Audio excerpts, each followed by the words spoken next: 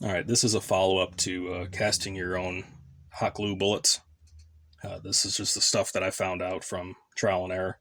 In my case, what I found out is you need to oil the mold every time, or your bullets will stick. And if you don't have a tight grasp and it's not closed all the way, the hot glue will actually force out the mold halves, and then you'll get bullets with flashing on them like this, or they'll glue will get in between the cavities and glue them together.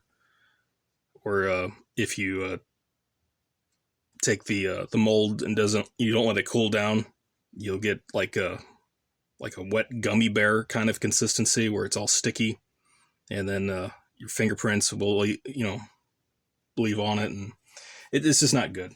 If you want a perfect cast, oil it every time and let it cool down, and make sure the mold is tight. That way you don't get any problems. If you do glue your mold together, like I did, I found that gasoline will dissolve and break the bonds, and you can open it up. I mean, if it comes to it, you can just always heat it up, but you know, pull it apart. But there would be a lot of detail stripping on that.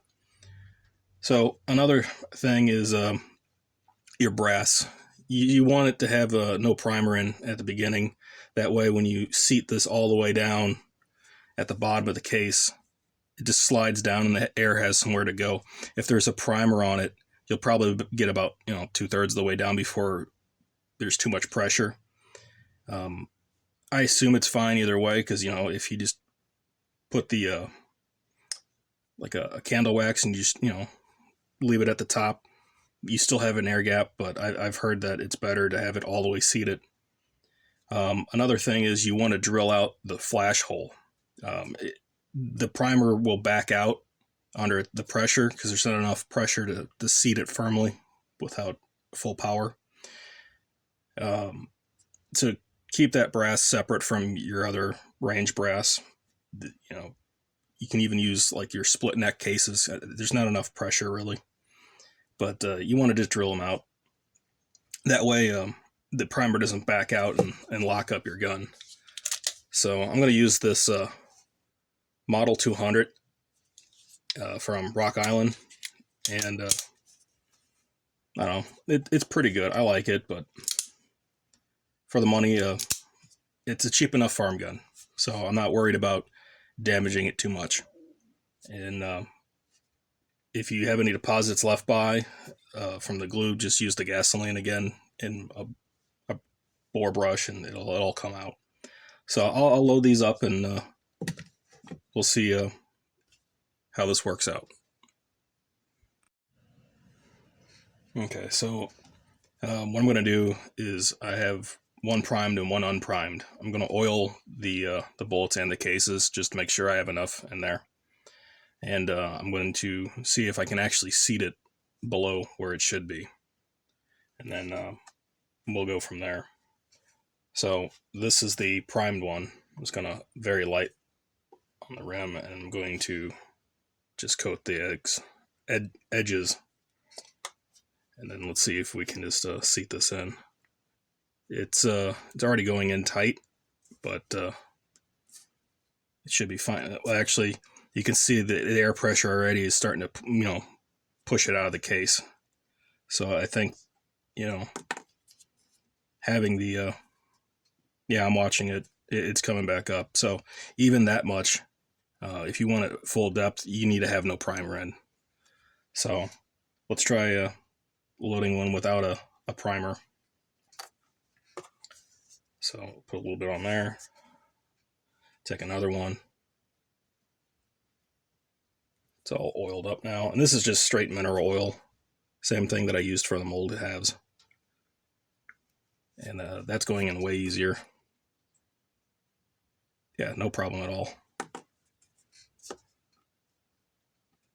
So that's all the way in the bottom now. Yeah, and you can see it's touching. So let's prime it up and see how it works. All right, now we have a primed, ready to go glue gun bullet. So let's see how that works against a tin can or two. All right, so I have a cardboard box filled with cardboard, and the last two layers are half-inch plywood in there. So that's a good backstop, and if I miss anything, it's just a concrete wall and just some random tools. So I think it's fine here. So, we're empty. And I figured we'll use the bullet that's all the way seated down second, and then we'll try the regular loading like you standard first. So we'll give that a go. I'll shoot at this soda can and then at the steel can. So that's all good. I'll just make sure, even though it's just a primer, wear earplugs. So I'm going to be standing 12 feet back, and let's see how this goes.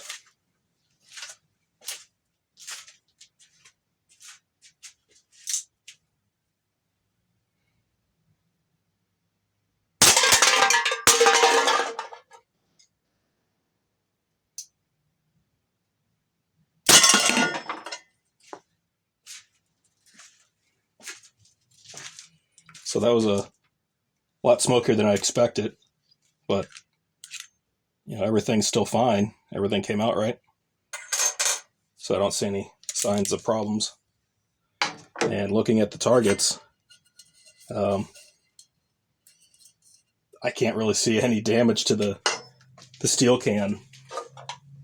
And we captured it in the aluminum can. So it didn't go out the back side of it.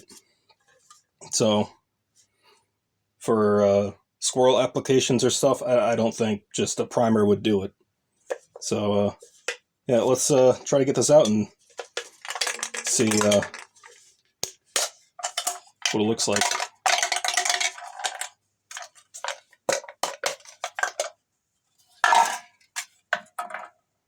And besides just a little tiny burn mark, you could shoot this all day, I assume. So this was interesting. So if you're bored, it's cheaper than, primers aren't cheap anymore, but it's cheap to shoot inside. So this was fun. So thanks for watching. As a follow-up, always forget to mention, wear safety glasses also. I wear glasses normally. That's why I don't think of it. So you need to use these and ear protection.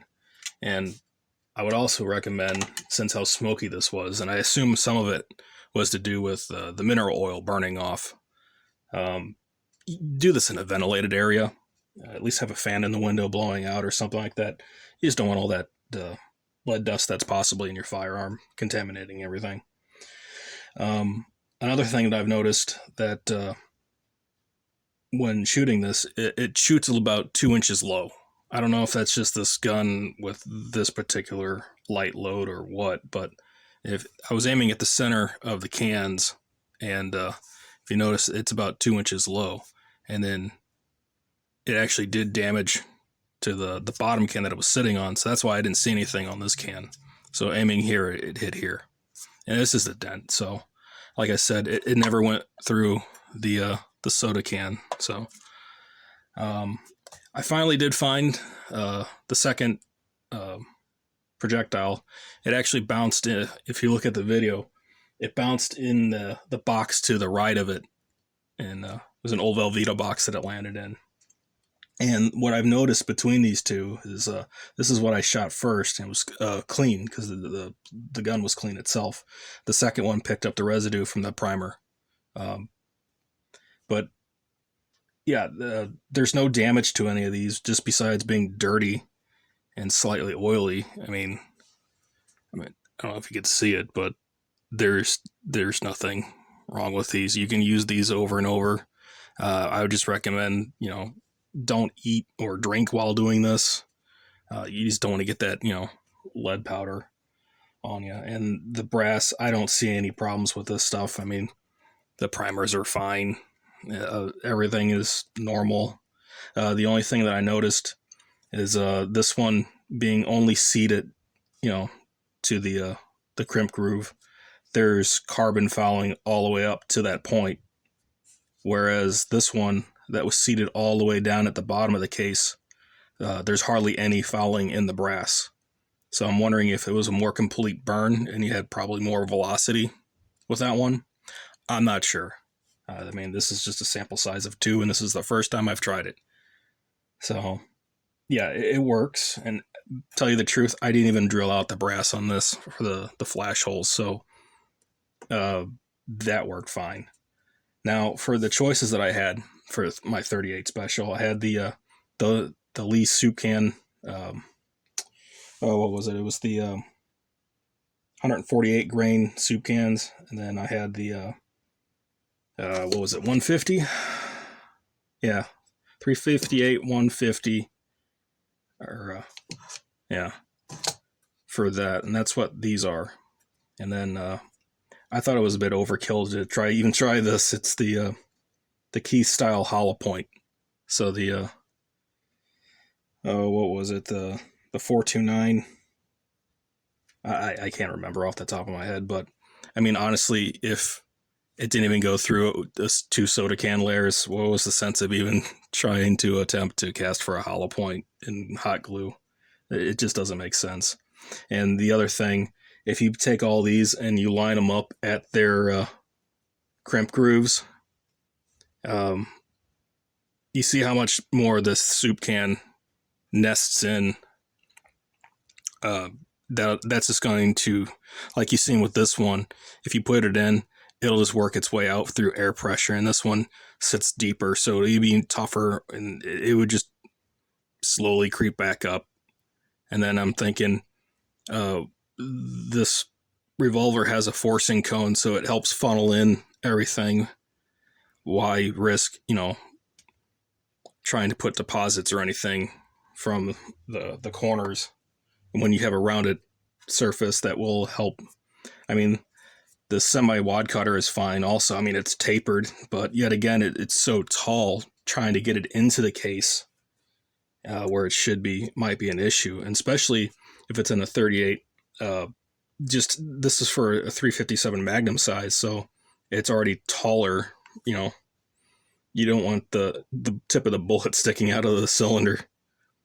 So, yeah, I honestly just, it's cheap enough, easy enough. Just use the Lee mold, the round nose.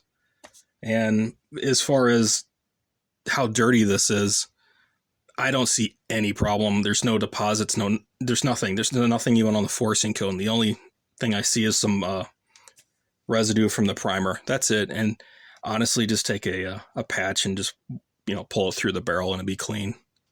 So yeah, this was interesting. First time I tried it, and it's probably not going to be the last. It's fun. It's something to do while you're trying to do other projects or you're reloading benches full of stuff. So anywho, yeah, thanks for watching. I mean, this was fun. So if it has any practical use, I don't know, besides just horsing around in the basement. So, all right, thanks again.